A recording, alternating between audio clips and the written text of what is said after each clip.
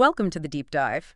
Today, we're really focusing in on day 2 of that second test match between Sri Lanka and Bangladesh. Yeah. Our mission basically is to get past just the scorecard, you know? We want to understand how Sri Lanka really managed to stamp their authority on the game, how they got into such a strong position by the end of the day. Great. We're trying to pull out those key insights, the sort of the how and the why of it all. That's a great way to put it. Because in Test cricket, one day, just one single day, can completely flip the script. Absolutely. So this deep dive, it's not just this happened, then that happened. It's about looking at the strategy, those little shifts in momentum, and the individual performances that really paved the way for Sri Lanka getting on top. Okay, so with that set up, let's jump right into day 2. Bangladesh, they started in a bit of a hole, didn't they? Resuming at 220 for 8. Precarious. And, well, things didn't exactly improve for them straight away. Ebadat Hussain went pretty quickly, trapped LBW by Asitha Fernando for just 8. Yeah, and that partnership, the 9th wicket one, it was only 15 runs off, 28 balls? Yeah. Small resistance, really. Yeah, gritty, but small. But, what was revealing, I thought, was Taijul Islam. He did manage to put up some resistance. He did, yeah. That knock of 33, he hit a few boundaries. It made Sri Lanka work a bit harder for those final wickets, maybe bowled an extra, 7 overs? Right, maybe took a little bit out of the bowlers. Possibly. A small win, perhaps. But it showed some fight. And we also have to mention Sonal Danusha, the debutante. Oh, yeah. Good performance. He finished with 3 wickets, didn't he? Yeah. Including getting Taijul right at the end there to wrap things up. So Bangladesh, finally all out. And the focus immediately shifts to Sri Lanka's reply. And, what a start they made. Confident, really confident. The openers, Pritham Nissanka and Lahira Udara, they just looked, comfortable right away, put together a really solid stand, 88 runs. And they handled that initial bowling pretty well, didn't they? Pace from Ebadat and Rana, spin from Taijul. Yeah, Udara especially. He flicked a couple of 4s off Rana's first over. Just like that. Immediately putting Rana under pressure. Exactly. And Udara even survived a really tight LBW shout from Taijul. Umpire's call, Tiny margins.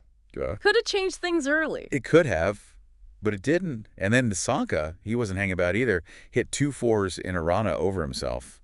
And suddenly, boom, 50 partnership up inside just 9 overs. Wow. That really quick start, it forced Bangladesh to change tactics, didn't it? Yeah, you saw them bring on spin from both ends pretty quickly after that. Mahidi Hassan Miraz and Taijul bowling in tandem. Right, trying to slow things down. And it worked, sort of. The scoring rate did dip a bit coming into lunch.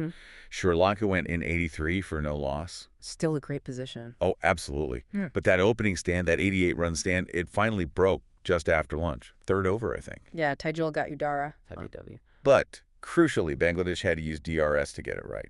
The umpire initially gave it not out. Right, so even that breakthrough, they really had to work for it. Didn't come easy. No, it didn't. It kind of tells the story of the day for them. And what came next? Well, this really defined the day's play, didn't it? That massive partnership between Nissanka and Dinesh Chandimal. Oh, yeah. Huge. That brief bit of hope for Bangladesh after getting Udara, it vanished pretty quickly. This wasn't just about scoring. It felt like it was really deflating the opposition. Psychologically damaging, yeah. And Chandimal, he came out swinging almost literally. Remember that slog swept 6 off Taijul? A real statement, that. It was. And both of them, they just kept finding the boundary, not just nudging it around. They were actively looking to score and put pressure back on the bowlers. Yeah, pushing Sri Lanka forward aggressively. And this period, it also had that little bit of DRS drama, didn't it? That sort of back and forth. Right. Bangladesh lost a review, didn't they? An LBW appeal against Chandimal off Naeem Hassan. Yeah, burned that one. But then Sri Lanka, they successfully reviewed one for Chandimal off Taijul's bowling. Overturned an out decision. Shows how vital those reviews are and how much pressure there is to get them right. Exactly.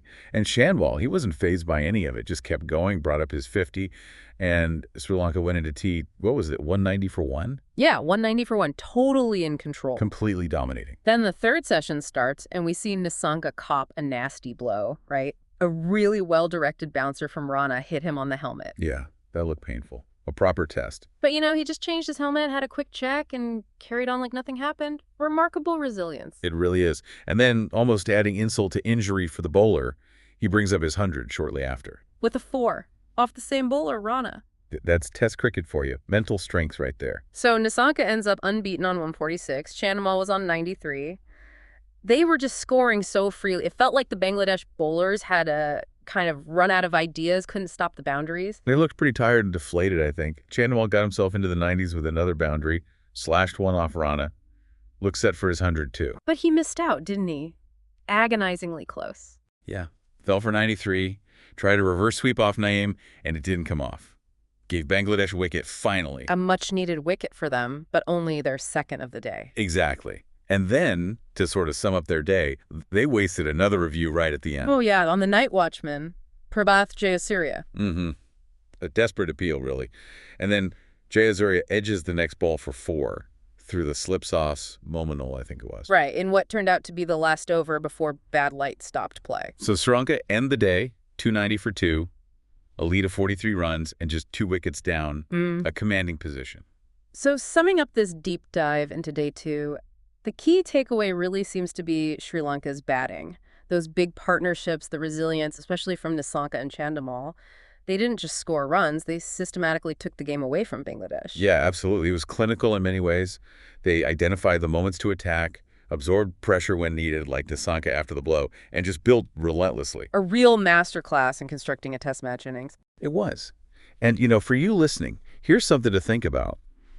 How does a day like that, just utter dominance, with that individual brilliance and those unstoppable partnerships, how does that impact the psychology?